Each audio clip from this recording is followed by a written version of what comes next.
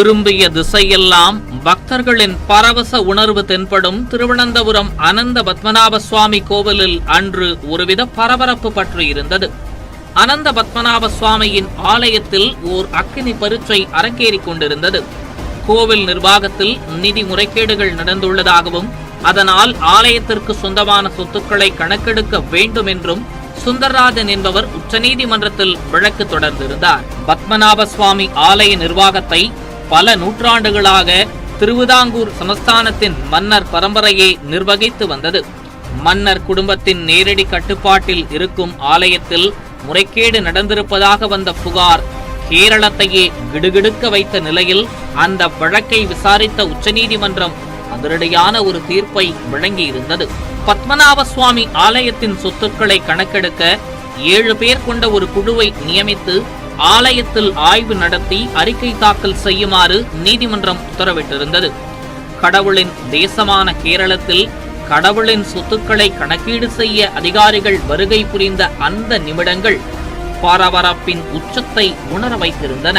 அடுத்த சில மணி நேரங்களில் அகில உலகத்தையே திருவனந்தபுரத்தை நோக்கி திரும்பி பார்க்க வைக்கும் ஓர் ஆச்சரியம் நிகழப் போகிறது என்பதை அப்போது அங்கிருந்த எவரும் அறிந்திருக்கவில்லை. ஆய்வினை தொடங்கிய அதிகாரிகள் ஆலயத்திற்குள் 6 பொக்கிஷ அறைகள் இருப்பதை கண்டறிந்தனர். அவற்றுக்கு ABCDEF என பெயரிடப்பட்டது. அறைகள் ஒவ்வொன்றாக திறக்கப்பட நிலவறைக்குள் மறைந்து கிடந்த பொக்கிஷங்களின் நிஜ மதிப்பு தெரிய ஆரம்பித்தது. அள்ள அள்ள குறையாத அட்சய பாத்திரம் போல ஆபரணங்கள், தங்க காசுகள், விலை மதிப்பில்லா கற்கள் பதிக்கப்பட்ட நகைகள் என வந்து கொண்டே இருந்தன. 4 அடி உயரமுள்ள தங்கத்தாலான விஷ்ணு சிலை, 36 கிலோ எடையுள்ள தங்க அங்கி, பவளமும் மாணிக்கமும் பதித்த கிரீடங்கள் என பார்க்கும் போதே மலைப்பை ஏற்படுத்தின பத்மநாப சுவாமிக்கு சொந்தமான பொக்கிஷ குவியல்கள். கிடைத்த பொருட்களின் மதிப்பு 1 லட்சம் கோடி ரூபாய்க்கு மேல் இருக்கலாம் என தகவல்கள் வெளியாக உலகின் பணக்கார சாமியாக உருவெடுத்தார் பத்மநாப சுவாமி. ஆலயத்தில் இருந்த 6 அறைகளில் 5 திறக்கப்பட்டுவிட்ட நிலையில் B அறை மட்டும் திறக்கப்படாமல் இருந்தது. கருவறைக்கு நேர் கீழே இருக்கும் B அறையை திறக்கக்கூடாது என்றும் அதனை திறந்தால் ஆபத்து நேரும் என்றும் மன்னர் குடும்பம் நீதிமன்றத்தில் கோரிக்கை வைத்தது. நீதிமன்றமே அந்த கோரிக்கையை ஏற்றுக்கொண்ட நிலையில் B அறை பற்றிய பல்வேறு தகவல்கள் உலாவரத் தொடங்கின. ஏற்கனவே திறக்கப்பட்ட 5 அறைகளை தாண்டி B அறை பிரம்மாண்டமானது என்றும் இதுவரை திறக்கப்பட்ட அத்தனை அறைகளை காட்டிலும் அந்த அறையில் இருக்கும் பொக்கிஷத்தின் மதிப்பு அதிகமானதாக இருக்கும் என்றும் சொல்லப்படுகிறது. பொக்கிஷங்களை தாண்டி B அறையில் புதைந்து கிடக்கும் மர்மங்கள் இன்னும் பிரம்மாண்டமாக சொல்லப்படுகின்றன. அறையின் வாயிலில் வரையப்பட்டுள்ள பாம்பின் படம் அந்த அறையை திறப்பவருக்கு நேரவிருக்கும் ஆபத்து குறித்து எச்சரிப்பதாக கூறப்படுகிறது. 1930களில் கோவிலை கொள்ளையடிக்க வந்த ஒரு கும்பல் B அறையை திறக்க முயன்றபோது அங்கிருந்து பாம்புகள் படையெடுத்து வந்ததாகவும் அதனால் கொள்ளை முயற்சி கைவிடப்பட்டதாகவும் தகவல்கள் சொல்லப்படுகின்றன. நாகபாசம் என்னும் மந்திரத்தை கொண்டு அந்த அறையின் கதவுகள் அடைக்கப்பட்டுள்ளதாகவும் பாம்புகள் காவல் காக்கும் அந்த அறையை திறக்க கருட மந்திரத்தை துல்லியமாக உச்சரிக்கும் ஒருவரால் மட்டுமே இயலும் என்றும் சிலர் கூறுகின்றனர். நூற்றாண்டுகளுக்கு முன்பு B அறையை திறக்க அப்போதைய மன்னர் குடும்பத்தினர் முடிவு செய்ததாகவும் ஆனால் அறையை திறக்க முயன்றபோது அதற்குள் இருந்து அலையடிக்கும் சத்தம் கேட்டதால் அந்த முயற்சி கைவிடப்பட்டதாகவும் செவிவழி செய்திகள் கூறுகின்றன. ஆலயத்திற்கும் அரபிக் கடலுக்குமான பாதை அதுவென்றும் அறையை திறந்தால் அபாய அளவில் வெள்ளம் பெருகி நகரமே அழிய நேரிடும் என்றும் சில தகவல்கள் சொல்லப்படுகின்றன. கஞ்சிரொட்டு யக்ஷி என்னும் காவல் தெய்வம் அந்த அறையை காத்து கொண்டிருப்பதாகவும் அதனால் அறையை திறப்போருக்கும் அவரது குடும்பத்தினருக்கும் ஆபத்து நேரும் என்றும் சிலர் கூறுகின்றனர். B அறை பற்றி இப்படி சொல்லப்படும் மர்மங்களுக்கு ஏற்றாற் போல சில சம்பவங்களும் நிகழ்ந்தன. உச்சநீதிமன்றம் நியமித்த குழுவில் நீதிபதி ராஜன் மற்றும் நீதிபதி MN கிருஷ்ணன் ஆகியோரும் இடம்பெற்றிருந்தனர். பொக்கிஷங்களை கணக்கிடும் தருணத்தில் மற்ற அறைகளை காட்டிலும் திறப்பதற்கு கடினமாக இருந்த B அறையை கேஸ் கட்டர் கொண்டு திறக்கலாம் என்று நீதிபதிகள் கூறியதாகவும் அதற்கு தந்திரிகள் எதிர்ப்பு தெரிவித்ததாகவும் கூறப்படுகிறது. இந்த விவாதங்கள் நிகழ்ந்து கொண்டிருந்த போது எதிர்பாராத விதமாக ஒரு இரும்பு கம்பி விழுந்து நீதிபதி ராஜன் காயமடைந்ததாகவும் தகவல்கள் வெளியாகின. ஆலயத்தில் நடைபெற்ற இந்த சம்பவத்தால் அதிர்ச்சி அடைந்த தந்திரிகள் தரப்பினர் தேவ பிரசன்னம் பார்த்தபோது பி அறை தாந்திரீக சக்கரங்களால் பாதுகாக்கப்பட்டுள்ளதாகவும் அதனை திறப்பது ஆபத்தில் முடியும் என எச்சரிக்கப்பட்டதாகவும் கூறப்படுகிறது. இதனால் அறையை திறக்கும் முயற்சி அப்போது கைவிடப்பட்டுள்ளது. அதே வேளையில் ஆலயத்தில் இருக்கும் பொக்கிஷங்களை கணக்கெடுக்க வேண்டும் என்று வழக்கு தொடுத்த சுந்தர்ராஜும் திடீரென்று உயிரிழந்தது பொக்கிஷ அறை குறித்த மர்மங்களுக்கு மேலும் வலு சேர்த்தது. இப்படி விடை தெரியாத மர்மங்களும் வியக்க வைக்கும் பொக்கிஷங்களும் மட்டுமல்ல, கேரளத்தின் வரலாறும் பத்மநாப சுவாமி ஆலயத்தை சுற்றி பின்னப்பட்டிருக்கிறது. திருவனந்தபுரம் சர்வதேச விமான நிலையம் இந்தியாவின் முக்கியமான விமான நிலையங்களில் ஒன்றான இது ஆண்டுக்கு இருமுறை 5 மணி நேரம் அடைக்கப்படுகிறது. அதற்கு காரணம் அனந்த பத்மநாப சுவாமி. ஐப்பசி மற்றும் பங்குனி மாதங்களில் பத்மநாப சுவாமிக்கு நடைபெறும் ஆராட்டு விழாவின் போது திருவனந்தபுரம் விமான நிலையம் 5 மணி நேரங்களுக்கு தன் இயக்கத்தை நிறுத்துகிறது. பத்மநாப சுவாமி ஆலயத்திலிருந்து ஊர்வலமாக புறப்பட்டு விமான நிலைய ஓடுதளத்தின் வழியாக சங்கமுகம் கடற்கரைக்கு சென்று அங்கு நீராடி பின் மீண்டும் ஆலயம் திரும்பும் வரை விமான நிலையம் அடைக்கப்பட்டிருக்கும்.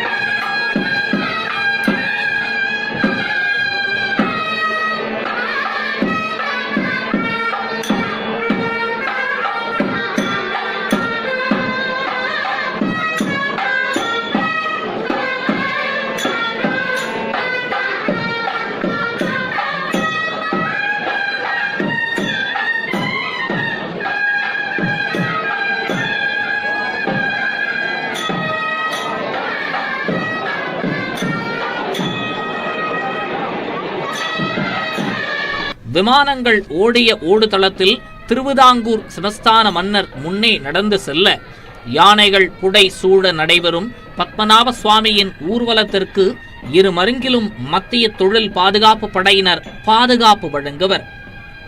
ஆலயங்கள் நடை சாத்தப்படுவதை நாம் அறிந்திருக்கிறோம்.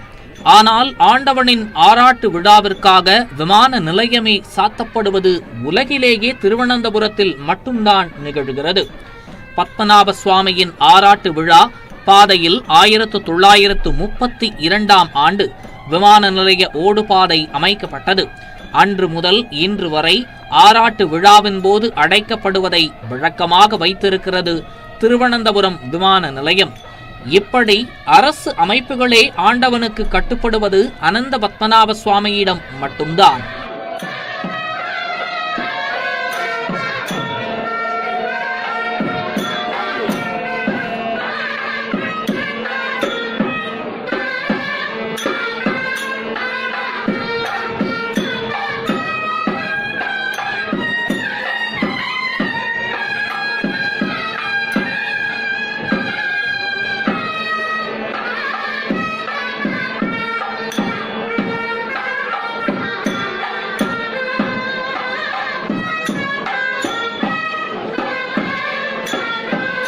கேரளம் கடவுளின் தேசம்.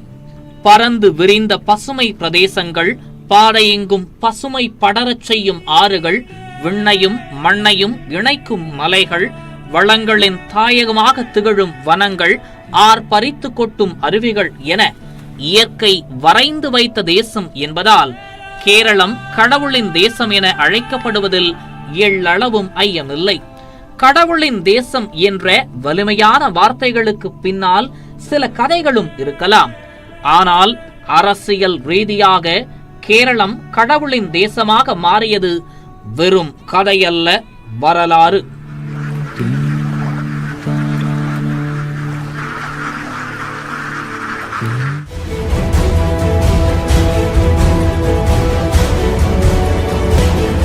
1750 ஆண்டு ஜனவரி 20 பத்மநாப சுவாமி கோவில் அன்று களை கட்டி இருந்தது. மன்னர் அணிழம் திருநாள் மார்த்தாண்டவர்மாவுக்காக மக்கள் காத்து கொண்டிருந்தனர். அப்போது அரசனுக்குரிய வாகனங்கள் படை பரிவாரங்களை விடுத்து பத்மநாப சுவாமியின் ஆலயத்தை நோக்கி நடந்து வந்து கொண்டிருந்தார் மன்னர் மார்த்தாண்டவர்மா. சிற்றரசராக இருந்த வேணாட்டின் எல்லைகளை விரித்து திருவிதாங்கூர் சமஸ்தானமாக உருவாக்கியவர் மன்னர் மார்த்தாண்டவர்மா. ராஜராமவர்மாவின் இறப்பிற்கு பின்பு அவரது சகோதரியின் மகனான மார்த்தாண்டவர்மா ஆட்சிக்கு வந்தார். அந்த காலகட்ட அரசியலில் 8 யோகம் மற்றும் 8 வீட்டு பிள்ளைமார் என்ற 2 குழுக்கள் தான் அதிகார மையமாக இருந்தனர். 8 யோகம் என்பது கோவில் சார்ந்து இயங்கிய குழுக்கள்.